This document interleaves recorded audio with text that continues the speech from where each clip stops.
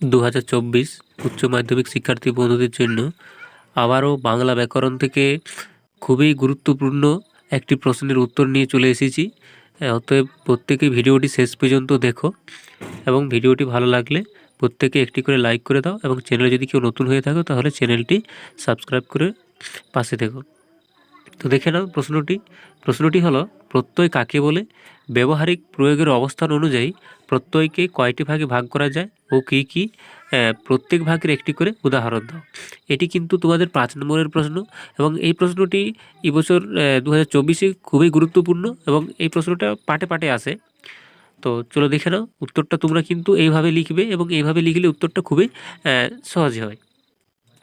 দেখে নাও, যে বর্ণ বা বর্ণ সমষ্টি যোগ করে নতুন শব্দ সৃষ্টি করা হয় সেই বর্ণ বা বর্ণ সমষ্টিকে প্রত্যয় বলে। আবার এইভাবেও লিখতে পারো, আমি অথবা দিয়েছি, দেখে নাও, যেসব অর্থহীন ধ্বনি বা ধ্বনি সমষ্টি ধাতু বা শব্দের সঙ্গে যুক্ত হয়ে নতুন পদ গঠন করে কিংবা পদের পরিবর্তন ঘটায় তাদের প্রত্যয় বলে। তো এখানে তোমরা চাইলে দুটিও লিখতে পারো, আবার একটিও লিখতে পারো। এরপর যে আরেকটি পাঠ খুঁজেছিল এখানে, এটি দেখে নাও, ব্যবহারিক প্রয়োগের অবস্থান অনুযায়ী প্রত্যয়কে দুইটি ভাগে ভাগ করেছে প্রধানত। এইভাবে তোমরা চাইলে সাজাতে পারো। প্রত্যয়কে দেখো দুভাগে ভাগ করেছি এখানে, কৃত প্রত্যয় আর তদ্ধিত প্রত্যয়, এবং এইভাবে উদাহরণগুলি দিবে। দেখো এখানে 1 নম্বরে আছে কৃত প্রত্যয়। ধাতুর সঙ্গে যে প্রত্যয় ব্যবহার হয় তার নাম কৃত প্রত্যয়। যেমন এখানে দেখো উদাহরণগুলি আমি দিয়ে নিয়েছি, যেমন দর্শকটা দেখো, এবং এছাড়াও দাতা আছে, এগুলি দেখে নাও। আমি দুটি করে উদাহরণ দিয়েছি, তোমরা যদি চাও তো আরও একটি করে বাড়িয়ে নিতে পারো।